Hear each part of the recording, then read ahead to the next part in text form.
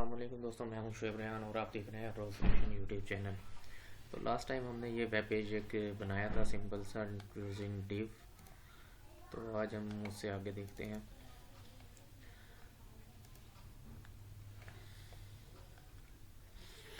तो नेक्स्ट हमारा टॉपिक है स्पैन। स्पैन एलिमेंट क्या होता है? स्पैन एक इनलाइन एलिमेंट होता है जिसके कोई रिक्वायर्ड एट्रीब्यूट्स नहीं होते, या लेकिन आप इसमें स्टाइल, क्लास या आईडी को यूज़ कर सकते हैं।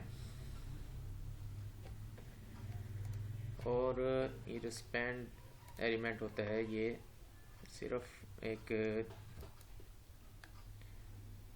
पार्ट ऑफ टेक्स्ट को स्टाइल करने के लिए इस्तेमाल होता है। जैसा कि अक्सर लोग सवाल करते हैं कि डिव में और स्पैन में क्या फ़र्क है। तो डिव एक इस्तेमाल होती है, डिव के अंदर आप मल्टीपल एचटीएमएल एलिमेंट्स को ऐड कर सकते हैं और ये एक ब्लॉक लेवल एलिमेंट होता है, जबकि स्पैन जो है वो इनलाइन एलिमेंट होता है और वो सिर्फ एक पोर्शन ऑफ टेक्स्ट, जैसे कि ये पैराग्राफ है, पैराग्राफ लिखा हुआ है, तो पैराग्राफ को अगर मैंने ये सिर्फ रो सोल्यूशन को कोई स्टाइल अलग से देना होगा तो मैं इसको स्पैन के ज़रिए दे सकता हूँ। फॉर एग्जांपल ये देखें,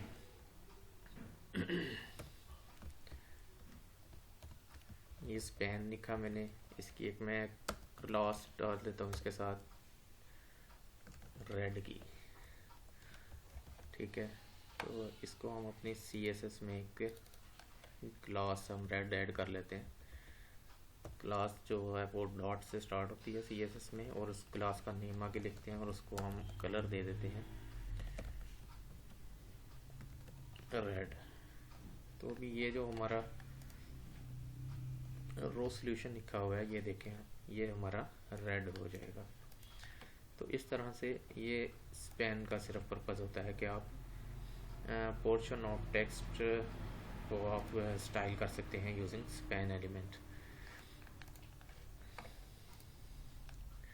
तो नेक्स्ट टॉपिक है हमारा जी, क्लास क्या होती है और एट्रीब्यूट, आईडी एट्रीब्यूट क्या होता है। क्लास पहले भी हम यूज़ कर चुके हैं, आईडी भी हम यूज़ कर चुके हैं, तो आपको पता ही है, लेकिन मैं बता देता हूँ फिर भी कि क्लास जो एलिमेंट है वो यूज़ होता है किसी भी HTML एलिमेंट को उसमें हम कोई स्टाइल डिफ़ाइन करते हैं, और क्लास जो है वो मल्टीपल एलिमेंट्स में आप इस्तेमाल कर सकते हैं।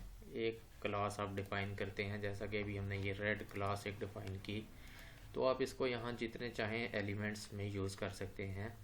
ये मैं हेडिंग में भी क्लास ऐड कर सकता हूँ क्लास रेड, और मैं डिव में भी लगा सकता हूँ क्लास रेड। तो मैं जहाँ चाहूँ ये क्लास को मैं इस्तेमाल कर सकता हूँ, क्योंकि क्लास जो है वो मल्टीपल एलिमेंट्स इसको शेयर कर सकते हैं क्लास को। और दूसरी तरफ आ जाती है डिव आईडी क्या होती है? आईडी जो होती है वो पूरे HTML डॉक्यूमेंट में एक यूनिक आईडी होती है, एक एलिमेंट ही उसे इस्तेमाल कर सकता है। जैसा कि ये हमारी आईडी है, एक आईडी हेडर। आईडी हेडर अब हमने एक डिफ़ाइन कर दी, तो हेडर नाम से हम दूसरी आईडीज़ पूरे HTML डॉक्यूमेंट में दोबारा डिफ़ाइन नहीं कर सकते, ये रूल है। और आईडी को जो CSS में लिखा जाता है वो आप उसे हैशटैग से यूज़ करते हैं, हैशटैग और आगे उसका आईडी का नेम। ये देखें, ये हमने लिखा हुआ है हेडर के लिए हैशटैग एंड आगे उस आईडी का नेम, और उसको फिर आप जो चाहे स्टाइल दे सकते हैं। इसको सिलेक्टर बोलते हैं।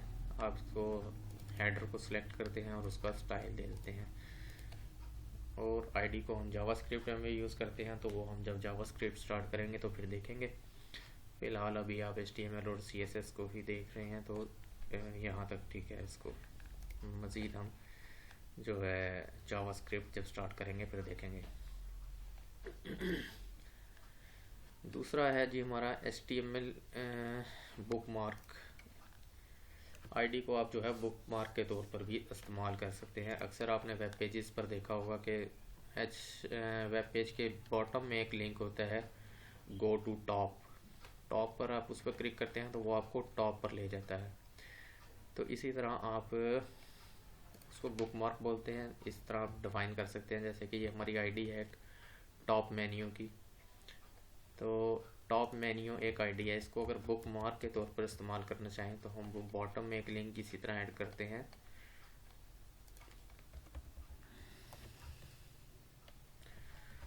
फुटर से थोड़ा ऊपर कर लेते हैं।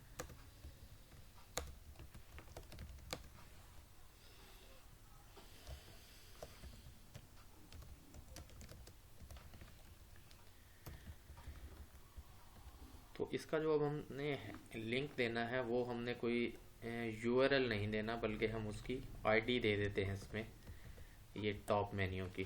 ठीक है, तो इसको बोलते हैं बुकमार्क। जब हम गो टू टॉप पर क्लिक करेंगे तो वो हमें इस एलिमेंट पर ले जाएगा जिसकी आईडी होगी टॉप मेन्यू।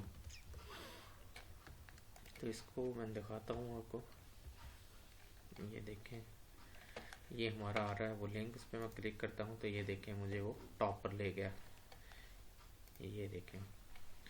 इसी तरह आप इसको मज़ीद इस्तेमाल कर सकते हैं।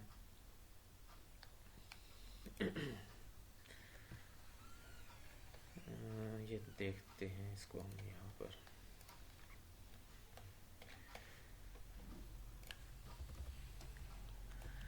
फॉर एग्जांपल हम एक डिव ऐड करते हैं और उसमें एक यूआरएल ऐड करते हैं और इसमें हम कुछ लिंक्स ऐड कर देते हैं जिसे हम टेबल ऑफ कंटेंट भी बोलते हैं। अक्सर आपने बुक्स के स्टार्ट में देखा होगा कि टेबल ऑफ कंटेंट लिखा होता है कि ये टॉपिक है, चैप्टर 1, चैप्टर 2, चैप्टर 3। तो इसी तरह से आप यहाँ पर भी कर सकते हैं।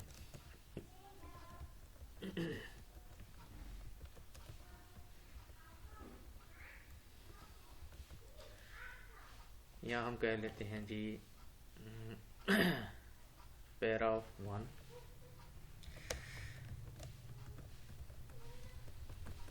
थोड़ा सा इसको हम इंडेंट कर लेते हैं।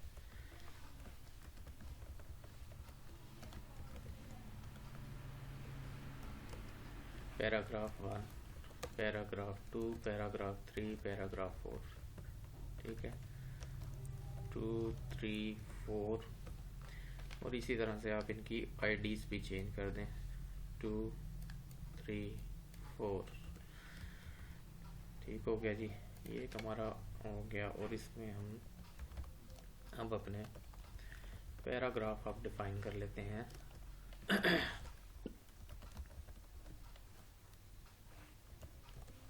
इसको भी हम एक डिव की शक्ल में ही लिख लेते हैं, डिव आईडी इक्वल टू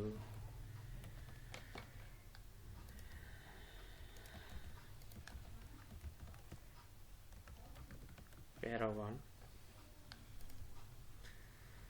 और इसके अंदर हम लिखते हैं अपनी एक हेडिंग, H3 दे लेते हैं इसको, पैराग्राफ 1।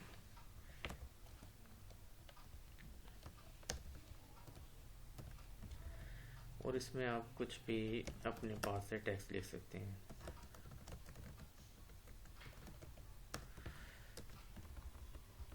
इसको आप कॉपी करें और पेस्ट कर लें, ये आपका एक पैराग्राफ बन गया।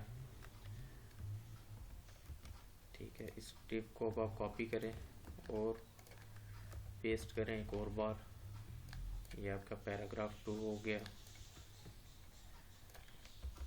एक और बार इसे पेस्ट करें, पैराग्राफ 3 हो गया ये आपका, और ये आपका हो गया पैराग्राफ 4। तो इस पेज को आप रिफ्रेश करें और ये देखें, ये हमारा नीचे एक आ गया, ऊपर ये हमारा आ गया टेबल ऑफ कंटेंट। जब हम पैराग्राफ 1 पे क्लिक करेंगे तो ये देखें जो हमारा पैराग्राफ 1 है वो टॉप पर आ गया।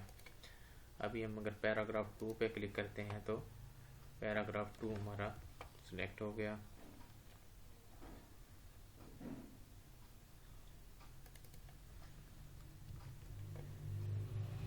इसी तरह पैरा 3 पे करेंगे तो पैरा 3 हमारा विजिबल हो जाएगा, और पैरा 4 पे करेंगे तो पैराग्राफ 4 हमारा विजिबल हो जाएगा। तो वो ये टॉप पर इसलिए नहीं आ रहा क्योंकि हमारा यहाँ पेज एंड हो चुका है। तो जितना विजिबल पोर्शन हो सकता है वो उतना उसे टॉप पर ले आता है। ठीक है, तो इस तरह से आप आईडी को as a bookmark use कर सकते हैं। तो इसकी आप प्रैक्टिस करें। नेक्स्ट लेक्चर में हम देखेंगे आई फ्रेम क्या होता है, आई फ्रेम के बारे में थोड़ा सा पढ़ेंगे, और उसके बाद हम HTML फॉर्म देखेंगे इंशाल्लाह। HTML फॉर्म मैं बताऊंगा आपको HTML फॉर्म क्या होते हैं और उनको कैसे इस्तेमाल किया जा सकता है। अपना ख्याल रखिएगा। अल्लाह हाफिज़।